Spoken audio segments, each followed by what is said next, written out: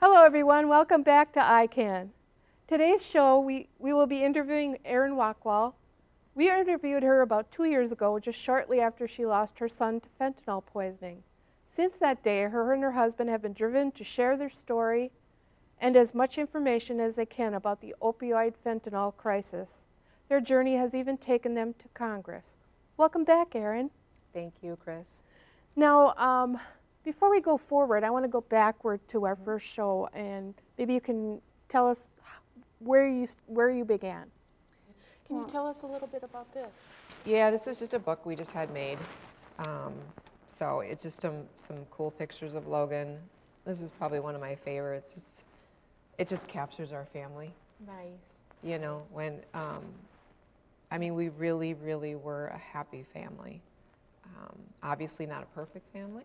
Nobody's got a perfect No, family. there is no perfect family, but I mean, he was a happy kid. We did so many things. Now, which one is it? So this is Logan. Okay. And that's Caden. But we did camping trips and, you know, Arizona every year. You know, lots of, this one's really cool, actually. So this captures, if you can see, this is Logan. Mm-hmm. Caden's on the bridge, and my husband is trying to convince Logan to get on the bridge. It captures the anxiety that he wrestled with. Okay. Like, he couldn't even do things like that. He actually did at that day make it about halfway. So you think the anxiety itself is what Oh yeah. pushed him into the drugs? I think it did, but I think a big part of it was the acceptance. He Okay. finally found acceptance with those kids. Okay. And I think a lot of those kids were good kids. They were just not doing the right thing too. Right. And that pulled him in, and he felt popular. Okay. And what does every kid want? To be popular. Right? Our parents are supposed to love us. He had acceptance at home, but we're supposed to love kids. So it doesn't feel as voluntary to them. Right. So when they get acceptance from friends, it feels so good. And if they don't, it feels so bad. And Logan, I do believe, found like his popularity in this. Yeah. I mean, his funeral was packed, Oh. you know, with kids, and he affected so many kids. And I think some of them have changed. I think some of them are still wrestling with things. You know, I know of a few for sure who stopped doing any drugs. But I do believe the social thing is really what drew him in and kept him there. Okay. And it became a turmoil because his family wasn't okay with that. So it was kind of like, I want this life and I want this life, and those two lives, they don't go together. Yeah. And so he wrestled with that. Okay. But yeah, I mean, this was just kind of a fun book. I just tried to capture lots of moments. The other thing I always remember that people remember about Logan is he loved cats. We have cats at home, and he was an animal lover, and he would, right up until the week he passed, he would always text Rick and I, and he would say, send me a picture of Pete. You know, we had a text thread, a family text thread, just for sending pictures of the cats back and forth, because he really missed home and missed the cats a lot. So he was a lover of animals. It just was very soothing for him. We lost Logan on Valentine's Day of 2021. This is the hardest part. Yeah, I know. So we got a call on Valentine's night from a friend of Logan's telling us to go down to the university. So Logan was attending the University of Wisconsin-Milwaukee. It was his freshman year. It was also, and I like to remind people of this, it was COVID. You know, so like there was a lot of isolation, Right. stress, you know, kids were just, you know, stressed in general. So he had entered school that fall of 2020, and then kind of fast forward that fall, we had really been working on repairing our relationship because there was strain in the relationship. I think I've shared that with you before, with substance use, you know, with a teenager. You combine that with just being a teen, you know, parenting, there's a lot of whirlwinds with that. So with him starting college, we were really doing, I think, pretty well. He was coming home for laundry and dinners and just really trying to kind of work on us sort of letting go, like he's got to make his choices. He knew how we felt about marijuana use. I wasn't aware that there was a lot of other things going on, so he was pretty good at hiding it. Remind me Yeah. how it all started. Remind me about that. Yes, yeah. So kind of rewinding back to age 14, or even earlier, I guess I'll say this. Logan was always that sensitive kid who struggled.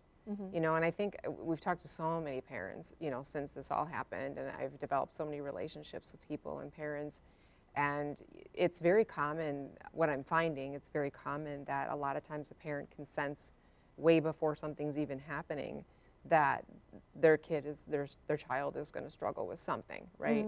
So like when he was younger, I knew he was, you know, going to struggle with something. I just knew he was just my one who was, you know, Yeah, yeah. sensitive, soft, kind of that old soul.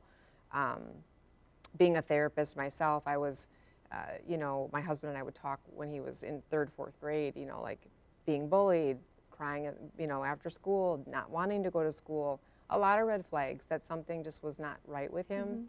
So we were in counseling right away. I mean, I was really, what I tell people is like on top of it as best as I could be. You know, I look back to his whole life and I'm like, I was always like his behind the scenes advocate for like trying to make sure he was okay. So, so he was always kind of that kid. So then fast forward to age 14, he had a knee surgery, and it wasn't a huge, you know, serious thing. However, he was prescribed oxycodone, and this is one of those, if I knew now what I knew, if I knew then what I know now, but you know, you don't know what you don't know. So he was about 3 days post-op at home in the recliner. We noticed that he was, I guess, enjoying the medication. At one point, we both glanced over at him, and my husband and I looked at each other and locked eyes, and then had a private conversation. Like, I think we need to take him off the oxycodone immediately. And again, keeping in mind, I already knew this was a kid who was very sensitive and very impressionable, very impressionable. So, like, if he would see something or even learn about something, it poked his curiosity. So we took that away, got him on Tylenol, ibuprofen, and it was never the same. I guess that's what I'll say. Like, going back now, and there's even things I think maybe since I've seen you that we have figured out, but like, I think Logan had been using pills. Before that? No, from that time on. Okay. Okay. And again, we always were trying to get him help. We knew something was going on. We knew little bits here and there, but we never knew the full story. Yeah. The full story, I don't even still know. Yeah. Yeah. You know, there's so many what ifs, and I don't know this. We still haven't opened up his phone. I just don't think that's a good idea for me right now. No. So, you know, he struggled those next 5 years, you know, and he died when he was 19, so he was still so young. Right. And I tell people all the time, like, if a child dies from fentanyl, it's poisoning. It's not an overdose, because it's 90-some% of the time at that age, they're not seeking out fentanyl. They don't know. Right. They don't know that he bought a pill. He thought it was an oxycodone. Ironically, the same medication that he started with when he was 14. Yeah. And it had 3 different forms of fentanyl in it. Yeah. Which is being found everywhere, It is. including in marijuana. It's all over. It is in marijuana. We were just at the DEA conference in Washington in September of this year, and there was a family. We all introduced ourselves because it was a very small, you know, group. It was like 70 families, and there was one family who stood up and introduced themselves, lost their daughter, 14 years old, 15 years old, to contaminated marijuana.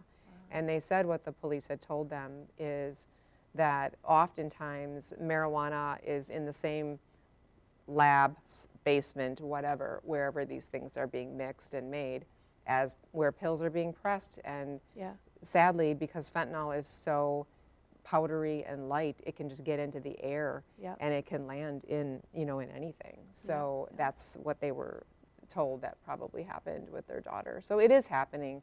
It's not super common at this point, but I tell parents all the time, and kids when we speak at schools, like, you don't know. Like, unless you know that what you have in your hand came from your home, your doctor, and your parents, I don't care if it's your best friend in the world, you cannot take it. Not even a Tylenol or an ibuprofen. Like, that's the message that we send. It has to be your prescription only.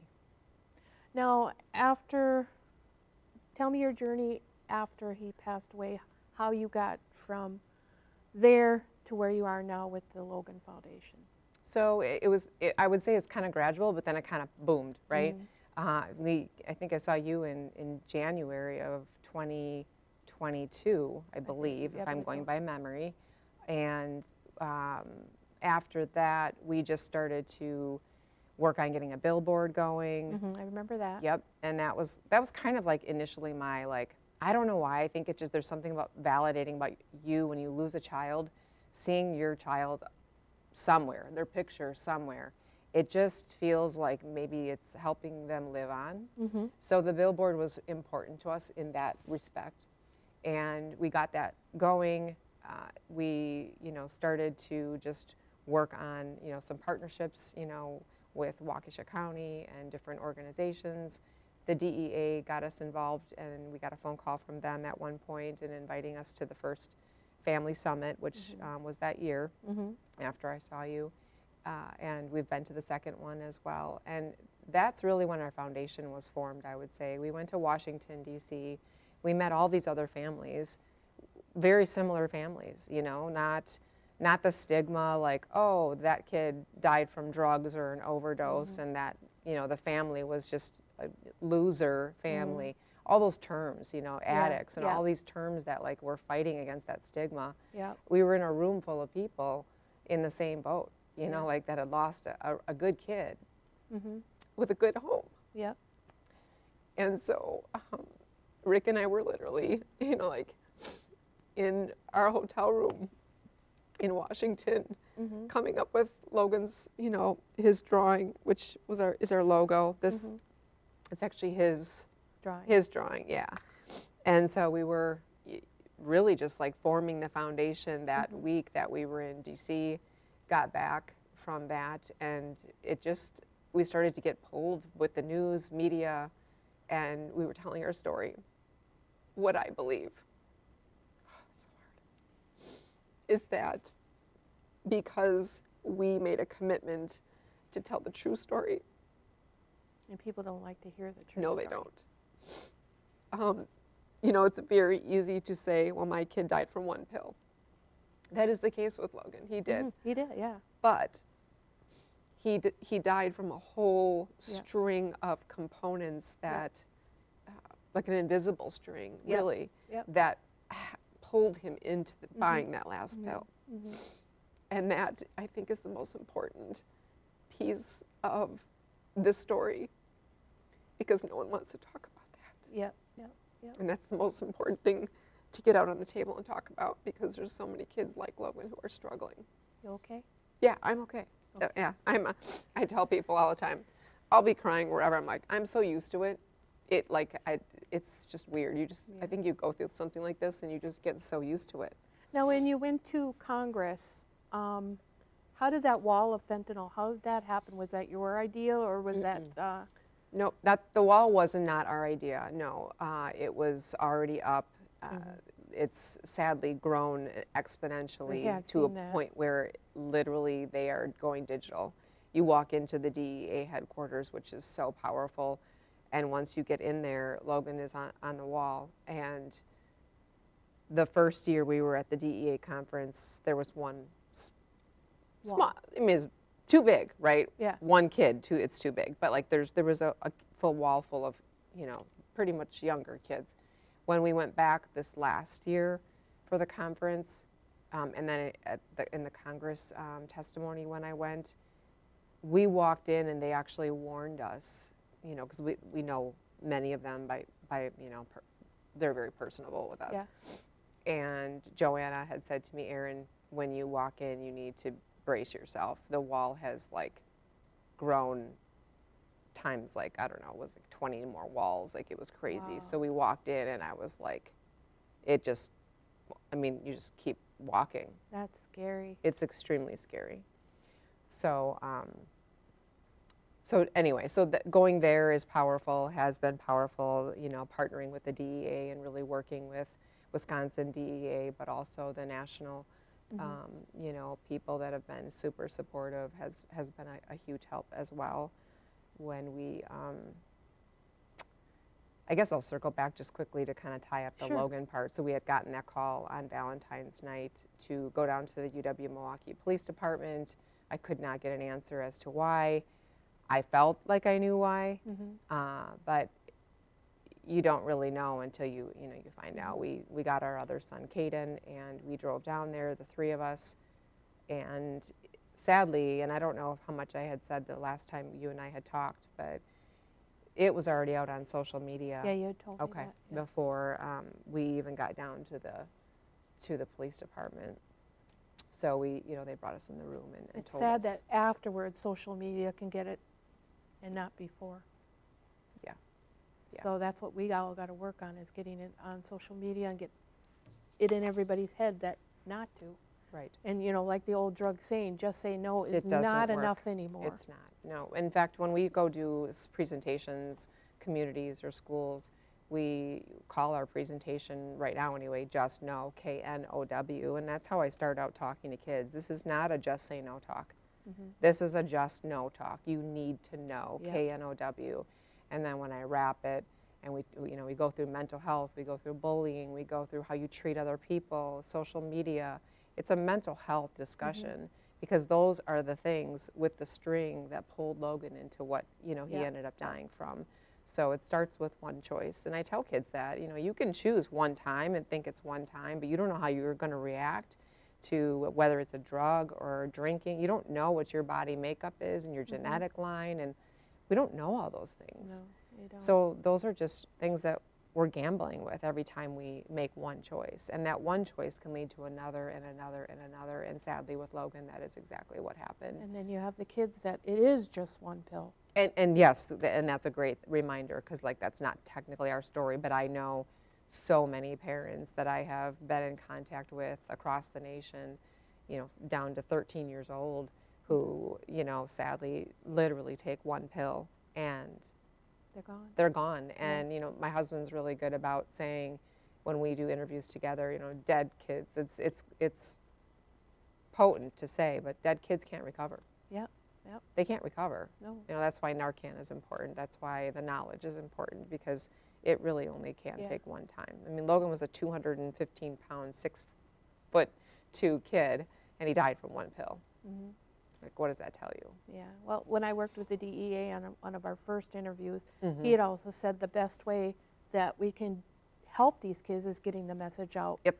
through interviews like this Yes. and your organization. Yes, absolutely. When we have actually sat across the table from the Milwaukee DEA, one of the things that John said to me that I will never forget is, because we were asking, how bad is this? And he looked at us and he said, you guys, that ship has sailed. The cartels, they have it down. They're so far ahead of us.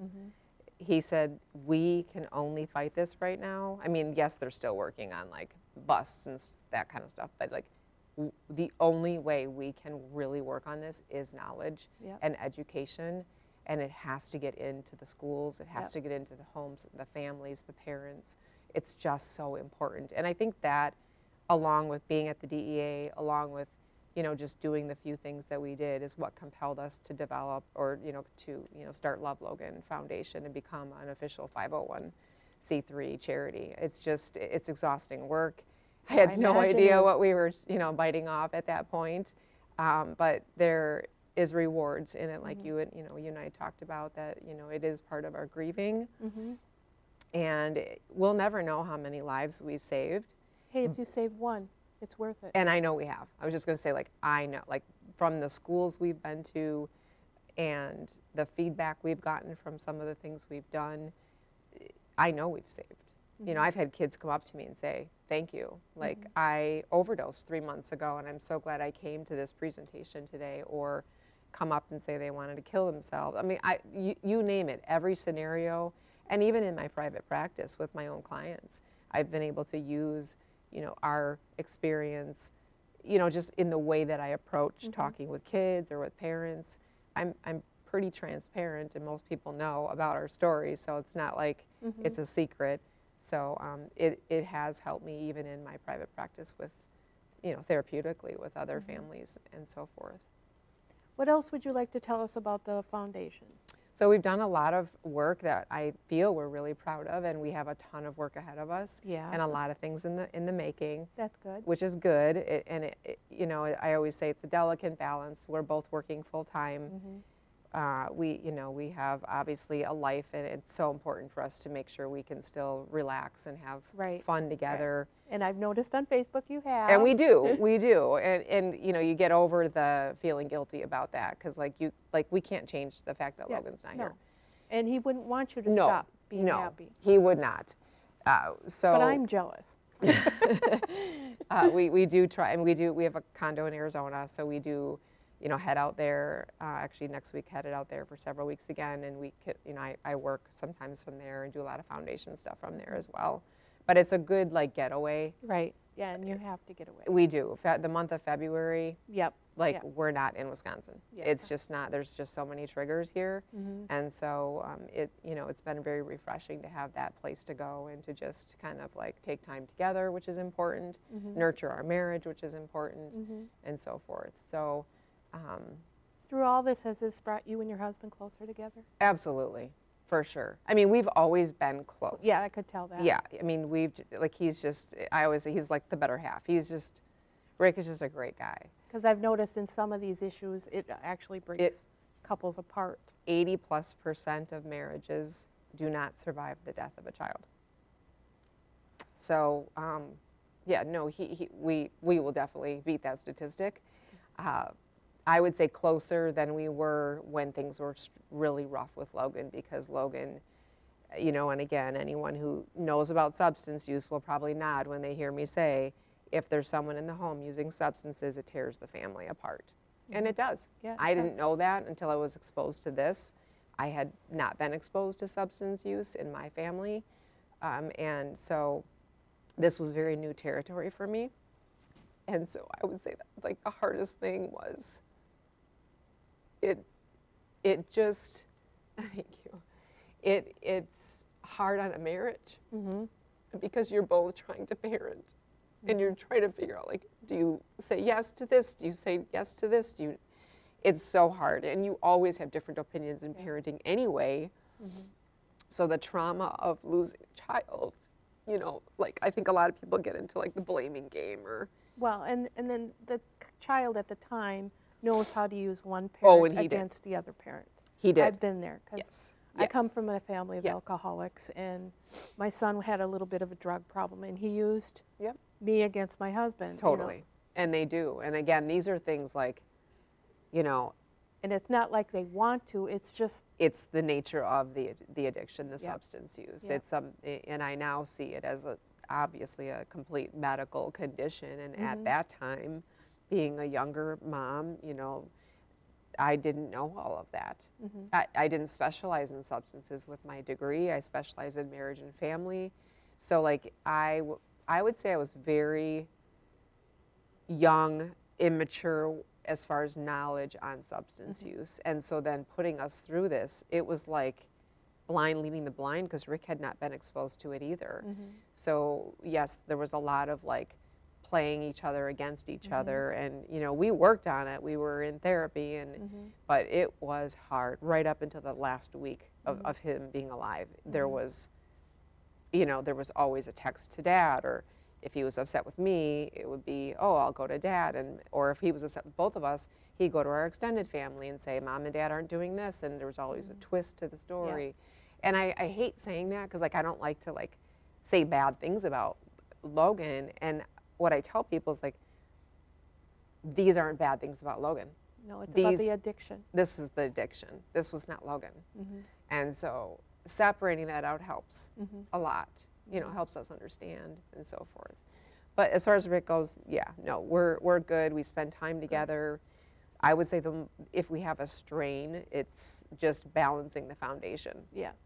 I was more passionate, I think, about doing this, and he's the don't ever say no to your wife husband, right? So but he's I would say he's passionate about it now. Good. He's got ideas that come up, that he's initiating some projects.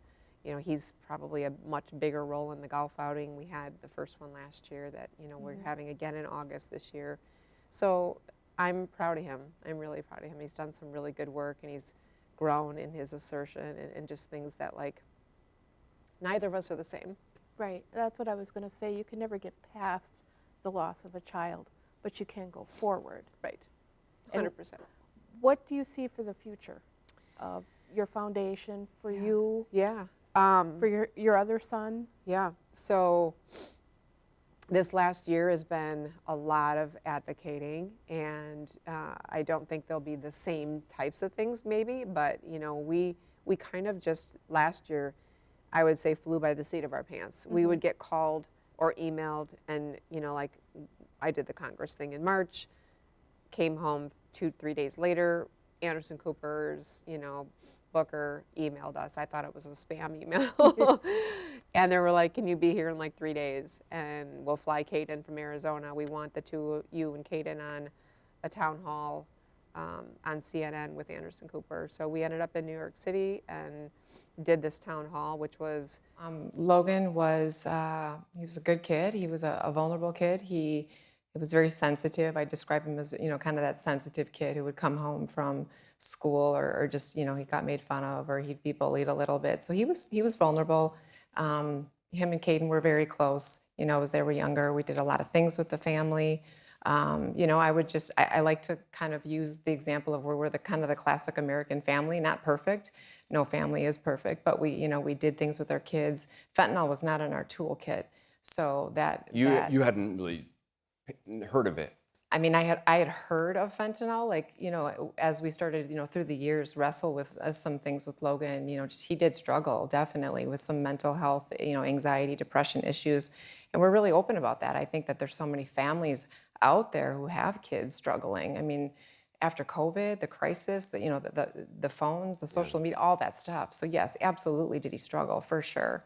But fentanyl, it was something I had heard of, but not something I would have ever thought would have killed our child, ever. The pill he took, he was on a FaceTime call with his girlfriend when he actually took the pill. She actually saw him. Yes, correct. Did she know about fentanyl? She did not know. She saw him take something. She knew he was distraught. They were arguing that night. It was the early morning of Valentine's Day. And so she knew things, but didn't put them all together in terms of those were all signs of an opioid body shutting down, which is one of the reasons what, triggered us to really start speaking out, because these kids have to know what to look for. This is not going away, and we have to do something. Caden, how much younger were you from Logan? 14 months. 14 months. And you're in college now. Yes, I am. How are you doing? I mean, with everything that's happened with Logan, I mean, obviously it's been a struggle to go to school and still try to carry on a normal life because after something like this happens, nothing ever is the same. Yeah. Especially with how close Logan and I were as kids. At times he was my only friend. So that makes it pretty hard. Do you see, I mean, is there a lot on campus? Is there a lot of knowledge about fentanyl? Not really. Recently, though, I go to Grand Canyon University. They have been putting up some signs that I noticed about fentanyl, and I actually just noticed them a few days ago. But other than that, there's not much knowledge that I know about. I try to tell my roommates, my friends, and everyone that I do keep Narcan with me. I usually carry it on me at almost all times. You do? You carry it with you Yes, now? yes. Do all of you do that? Yes. Yeah. Narcan, can you tell people what Narcan is, for those who don't know? It stops the effects of opioids. Police officers, EMTs now have it. And there's a big push to try to get naloxone, Narcan in as many places as possible. That's something you all support. Absolutely. Yes. Absolutely. Well, Erin, what do you want to see change? What do you think, what can be done? I mean, awareness, because I think a lot of it is that people just don't know. They don't understand that fentanyl is in everything. And then a lot of people don't understand what to look for when people are, having those effects of fentanyl. So I think it's just awareness, letting people, like, just getting the word out about it. The ease with which it's, oh, sorry, what were you going to say? No, I was just going to piggyback off of what April said. A couple things that are really important right now is that, there's a stigma attached with a drug death. There's always been. And so, but we're not in, 20 years ago where some of these kids are not, going to the 30, 40 years old with, strong addictions. And even then there shouldn't be a stigma with it. I mean, these people are struggling. It's a disease. But there needs to be a very distinguished difference between poisoning and overdose. Overdose is when you take too much of something and you took too much of something and then something happens. Sometimes people don't die from that. Poisoning is different. It's like, I like to explain, like if I put something in someone's drink and they die from it, that's a poisoning. They didn't know they took, what they took. And that's a very big thing I want our country to embrace all around. And the fact that it's not a red, white, and blue issue. Like this is a bipartisan issue. It is so important. That's why this is so important, that everybody embraces. This is a crisis. We are losing kids Americans every 8 minutes right now. What do you think can be done? What would you like to see? Tougher laws, more prosecution on the dealers. 4.5 years is, for you, I feel like it's a slap on the wrist for him. I feel like it's a smack in my face every day that's what he got for taking my son's life. Caden, was fentanyl something you had known about? I mean, obviously your brother had some struggles with substances, but was that on your radar? No, not at all. Never had heard about it before my brother passed away. Mm.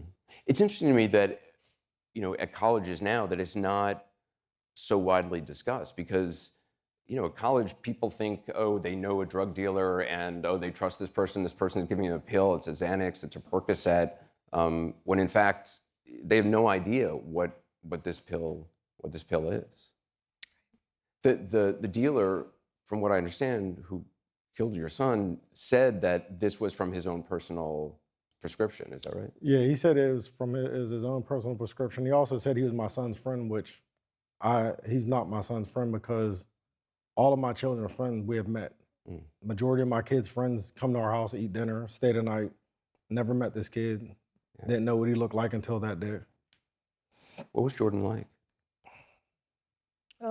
Your eyes light up when you think about him. I mean, he was a typical kid. He was an athlete. He was an entrepreneur. He had the Wait, the I don't know biggest many smile. typical kids who are athletes and entrepreneurs. I gotta say, you guys were going to a business flipping houses together. Yes. At the time of his death, Jordan worked at Amazon. He had a gutter cleaning business. We wanted to start flipping houses. He was planning for his future. He came to me, he said, 6 months from now, I want to get engaged. Mm. He planned on asking his girlfriend to marry him. A year from that, he said he wanted to have his own house. So, I mean, he was planning for the future, and it hurts every day. What was Logan like? I mean, Logan loved baseball. He was a big baseball player. He loved our cats. He loved magic tricks. I would definitely describe him as like the funny kid in the family. He loved his brother for sure. They were very close in age when they were little. People would think they were twins. Is that right? Yeah. Probably me dressing them alike didn't help. But one of the other biggest things I guess I'd like to mention that is, the brother part, because the siblings are grieving, and that is something that is so critical to me. That these kids get attention, they're forgotten, and so for you to have kids here and Caden here, that's critical. There's just a very big absence in that. Yeah. And so this is a life-changing, as you know, a life-changing thing to lose a sibling. So that is a huge part of, It's so interesting you say that, because people don't really talk about that. And my brother died by suicide when he was 23 and I was 21. And I think about you, Caden, going to school. My senior year was a blur. I mean, I don't remember, I'm so sorry for for your losses. And I appreciate you talking with us tonight, and I hope it helps. I hope it helps people out there to at least know about the dangers, and some parent out there or some child out there will see this and think twice before somebody hands them something and they take it. So thank you. Thank you. Thank you. We got done with it, and it was cool to meet Anderson. It was really cool to like get to know his story more about how he lost his brother, and for him to talk to Caden and kind of relate as a sibling. And when we were done with that, and I think I had mentioned this to you, but I like to make sure people like know this is part of like the grieving. With a foundation, you're proud of yourself. Right, Like we you got should be. we got done with that, and it was like that was kind of cool. Like they did our makeup, and like you got treated really well. We had flights with limos, and it was you felt really important. And then you kind of feel like, ooh, should I feel guilty about that? Like it's a really weird feeling when we got done. It was like that was really cool, and they were like, oh wait, not cool because of what it's about. So we are learning to balance. We can be proud of what we do because we can't change the inevitable. No, you can't. So we can say that was fun, even though it sucks why we're doing it. Yeah. So that's kind of how we've learned to cope with the foundation piece. So we did Anderson Cooper. And we've had some schools we've been speaking at. This year we're doing some things with the Brewers, which is exciting. Not sure how far that's going to go, but there's definitely some partnership stuff going on with that. We've been able to speak up in Oshkosh, and the Oshkosh Women's Fund has committed to partnering with us and funding a whole campaign Nice. up in that area, which is super exciting. So we're working on that. Last year we did over 40 news appearances, several in New York City. We did the billboard in New York Times Square. We have a billboard going now, and we include, and I always like to say this, it's so important that this is not just about Logan. Yeah. And I think I probably said that to you before. But when we also, went to like developing, starting the foundation, our commitment was this also has to be about every other family, every other kid, and the siblings who are hurting and grieving, and not just the mom or the dad. It's a because in this mix, it's the rest of the family that kind is. of gets lost. It is totally. I mean, it really, substance use tears apart a family. A death tears apart a family even more. And when you combine the two, there's an explosion. Yeah. There really is. And I'm glad we don't have that explosion in our home. It has really wreaked havoc on our extended family. Sadly, there's been a lot of broken relationships. Yeah. Because I don't think people understand when they don't live in your home. No. They don't know what you went through. No. They believe, Logan, and it's tough. So foundation-wise, there's a lot that we're doing. I think if someone was gonna ask me like, what do you guys really want to do? I will say that with all the different places we've spoke and flown to and done, the most rewarding for me is when I leave a school for a youth function and I talk to hundreds of kids, or some of them coming up to me needing hugs and needing to talk, and I drive away from those events feeling like today I definitely made an impact. And that's what I'm working with our Knowledge is Power series that we're working on, which you have agreed to kind of partner with. And hopefully next year we can get into the 3 schools in this area. And that's my goal for next year. Yep, it's the most important thing, and it's the hardest thing. Yeah, it is. Sadly, there are so many more schools than not that say we're fine, we don't have an issue, or we did the one thing one time a year thing or whatever. And I firmly believe, and I will fight till the end, that every school needs a presentation. Every school needs to hear the raw truth. Every year, not just once. Yes, every year. because you've got new kids coming in. Yeah. When I look at age, because a lot of times people will ask me, well, what age do you target, or is this too young? From our experience, middle school is the best time to for us. We do a presentation which is more mental health based, and I talk about all the contributing factors, and I weave Logan's story in. Caden talks over video to the kids. and it's so powerful. It's just powerful. I think one of the things that we have as a obstacle is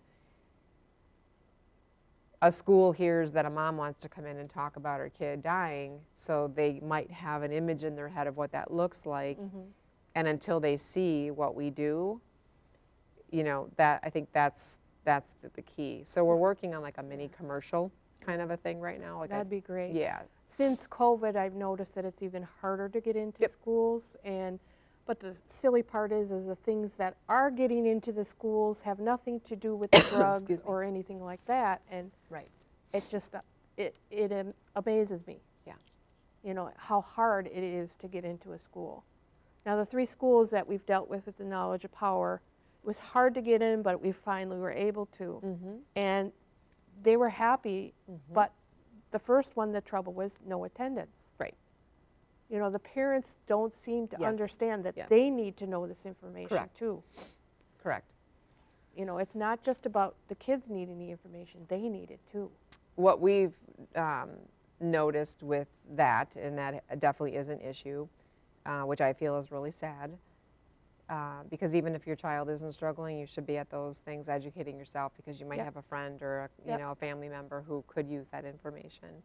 So that the sad part is we're fighting against a world of never say not my child. We're like, that's why we have that saying on a lot of our things, because I would have been that mom to say I was at the events. I was the mom, like, because I was always trying to like figure it out, but I never ever would have believed someone if they would have told me that I was going to lose a child to drugs. I would have been like, not us. Well, Like, there was almost an internal judgment, not like against other people, but it was just like, well, it wouldn't be me. So knowing that about myself and being able to say that out loud and admit that, I think there are so many parents out there who are in that mindset, or they don't even think it's going to happen. It's not even a thought. no, it's not. They're So- just trying to go day by day. Yes. Yes. They're just trying to Correct. survive. They don't think about anything else. They don't Correct. even think about their child Right. that Right. way. Yep. 100%. So when we have to backtrack and go into the schools and go through the children to get to the parents. which works. It's interesting when we've gone to, I'll use Menominee Falls School District as an example, because we did 2 presentations there, one to middle school, one to high school, and they were both phenomenal. Like, these kids were just, they ate everything up. They were just, and we do fun things with them during the presentation. We talk about the chocolate chip cookie effect with like a pill. You don't know where fentanyl is, so it's like a cookie. And then we hand out prepackaged like chocolate chip cookies after we do a little video about that. And then we talk about how in the back of the, your package you see the ingredients. You know what's in there. So if you're allergic to something, you can look on the package and know not to take it. Yeah. Totally not that way. That's awesome. It's powerful. Yeah. And the kids listen, and they stomp their feet on the bleachers and clap for Kate in that way. It's powerful. What I noticed is that after we talk to the kids, we're getting messages on our foundation page from the parents. Nice. Oh, my son, one lady, my son's got the Love Logan, wristband on, and he told me about Logan. And so I think that is powerful. And I think it might be a really good thing to do that, talk with kids, and then try to do a parent night or a community event. Yep. Because the kids are talking about, that's just one example. We've got a lot Yeah, of messages yeah. we get on our webpage, even kids saying, I need help. Like, I heard you yesterday speak at the school and I don't know what to do. So like, it gives me an opportunity to open the door and get hold of someone at the school and get somebody help as well. That could be one life saved. Yeah. That could be one life saved. Yeah. Well, is there anything else you'd like to add before we head out? We could go on for hours and hours and hours. I think, just to kind of recap on to the importance of this is happening to many families. This for us is not, a Logan thing. It's there's every child out there that, I sadly have connected with hundreds of moms, and I have a real core group in Wisconsin of moms, and dads that support our foundation, you know, with their child on our billboards and help. You know, we fundraise, and then we do like whatever, $50 or $100 for a few months that the families pay to help us with that cost. Billboards are very expensive. Yeah, I know they are. I they're- tried doing that up in Superior for It's- the yeah. Elks, and yeah, it's expensive, but I think it's so important. So we do have an ongoing billboard running off of I-94 between Madison and Pewaukee. It's in Oconomowoc, and we've gotten a lot of views on that. And then we have one in Johnson Creek that just started. I think I've seen it. Yes, yes. So that's a continuing thing, and I just think it's so important to, you know, to remember and for people to be reminded that you don't know what people are dealing with when you just see somebody. So, you know, there's a lot of parents out there who are going through substance use with their kids, and they don't even know it, or they do and they don't know where to go for help. Or they don't care. Or they don't care. We have all, you know, there's all those things, Yeah. you know. And so I believe that talking about it, being honest about it, being completely transparent about how we struggled and how we still struggle. You know, Caden's still struggling big time. Yeah. I mean, I imagine. He struggles with us. You know, he struggles with the foundation. He's gotten better, but he struggles even with that. Yeah, You- because it makes him feel Yeah. not as important. Yeah, and so even though we do everything we can imagine, Yeah. and always have really, Yeah. with both of our kids, to make him feel important, But that's just a normal. it's a normal grief response to what has happened. And so even though he's working and he's in school and he pushes through like I do every day, he is definitely struggling, So there are hundreds and thousands of siblings just like that as well. And that's another area we really like to make sure we bring attention to, is that there's grieving kids out there.